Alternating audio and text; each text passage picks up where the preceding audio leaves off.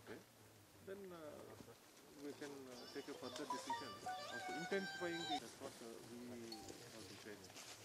So today evening 5 o'clock I have called all the DFOs, FDOs, range of what we have decided. So today evening 5 o'clock I have called all the DFOs, FDOs, range of match out there, then we can take a further decision of intensifying.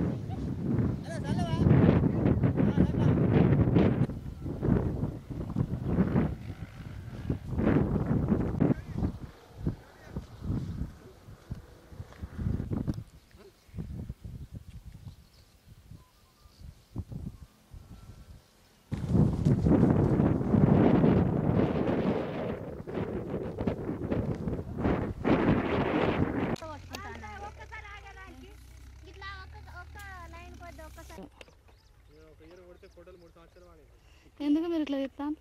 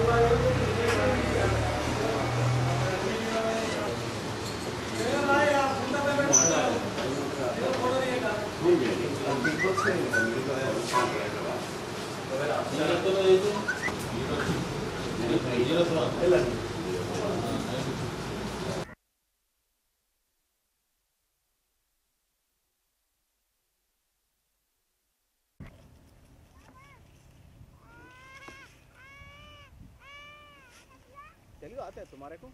Telugu नहीं आता है तुम्हारा कौन भी क्या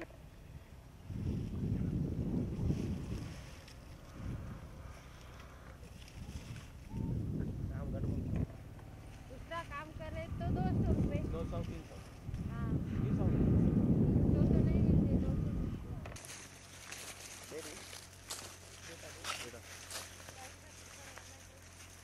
200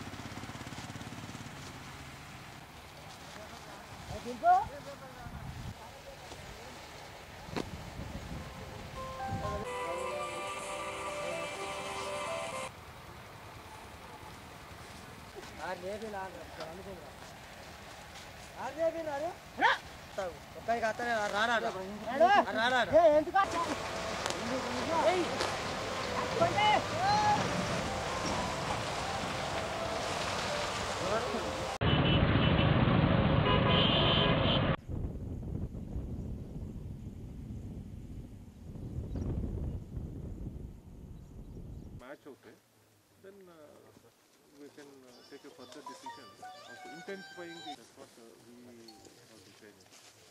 So today evening 5 o'clock I called all the DFOs, FDOs, range of, that's what we are deciding. So today evening 5 o'clock I called all the DFOs, FDOs, range of match okay, then we can take a further decision of intensifying.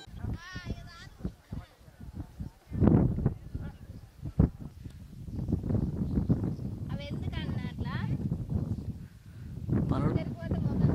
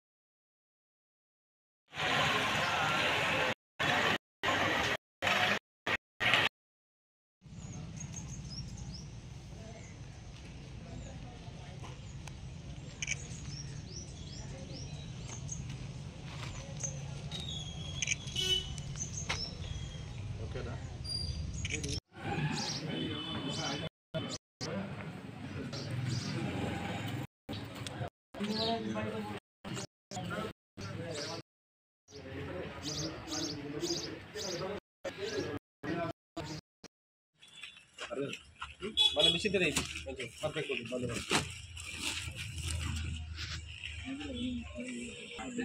నేను కాడ కూర్చుంటాను.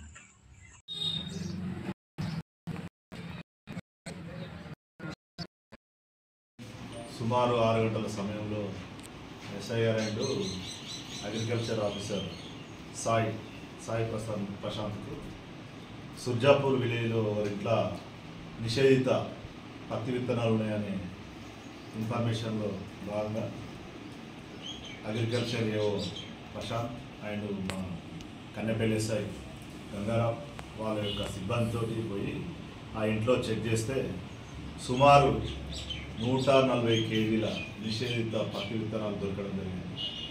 ఆ పత్తి విత్తనాలు ఎక్కడైనా ఇంటి యజమానిగా నారాయణ అడిగితే ఆ నారాయణ గత 10 రోజుల క్రితం కొండవల్ల రాజయ్య మరియు ఆంధ్రాకు చెందిన సురేష్ అనే వాళ్ళిద్దరూ తీసుకొచ్చి నా దగ్గర ఒక 4 సంచులలో పెట్టారు. అవి ఈరోజు మరి ఏం చేద్దామని నేను కొండవల్ల రాజయ్యను పిలిపిస్తే అవి బయటికి తీద్దామనే టైంకు పోలీసు వాళ్ళు వచ్చి పట్టుకున్నది చెప్పింది. దాని విలువ 3,50,000 రూపాయలు దాని కాస్ట్. దయచేసి రైతులు అర్థం చేసుకోవాలి. ఈ నకిలీ పత్తి విత్తనాలు వాడడం వల్ల సారవంతం ఖరాబ్ అవుతుంది, భూములు ఖరాబ్ అవుతాయి, హెల్త్ ప్రాబ్లమ్స్ వస్తాయి జనాలకు. దయచేసి ఇవి వాడకుండా గవర్నమెంట్ ఇష్యూ చేసినవి వాడి హెల్త్ పాడు కాకుండా మీరు కూడా రైతులు కూడా నష్టపడకుండా ఉండాలని ఇలాంటి వాళ్ళ దృష్టికి వస్తే మాకు కానీ అగ్రికల్చర్ ఏవో కానీ ఇన్ఫర్మేషన్ ఇస్తే మేము రైడ్ చేసి పట్టుకుంటాం. ఇలాంటివి జరగకుండా చూస్తాం. దయచేసి ప్రజలందరూ మాకు సపోర్ట్ చేయాలని మనసారా కోరుకుంటాం. Thank you.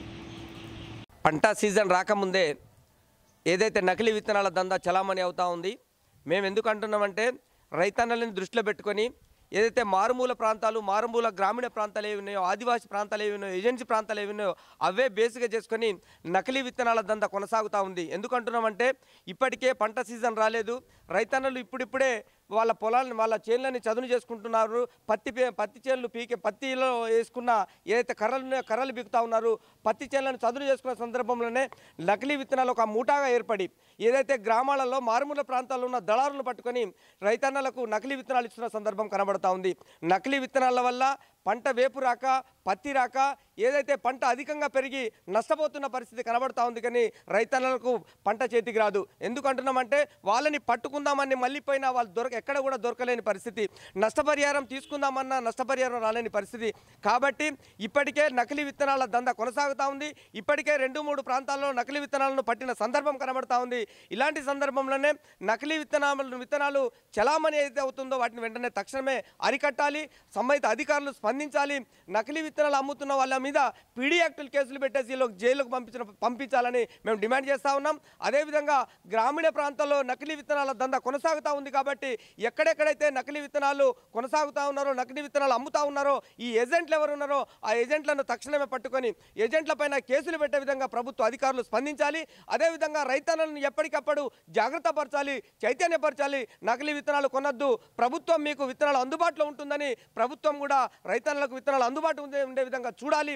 అట్లా చూసినప్పుడు మాత్రమే రైతన్నలు ఆదుకున్న వాళ్ళు అవుతారు. కాబట్టి ప్రభుత్వం తక్షణమే నకిలీ విత్తనాల మూటలపైన చర్యలు చేపట్టి వాళ్ళ మీద పీడీ యాక్టులు కేసులు పెట్టాలని మేము ప్రభుత్వాన్ని డిమాండ్ చేస్తూ ఉన్నాం. రైతన్నలకు విత్తనాలు అందుబాటులో విధంగా ప్రభుత్వం చర్యలు చేపట్టాలని మేము ప్రభుత్వాన్ని విజ్ఞప్తి చేస్తూ ఉన్నాం.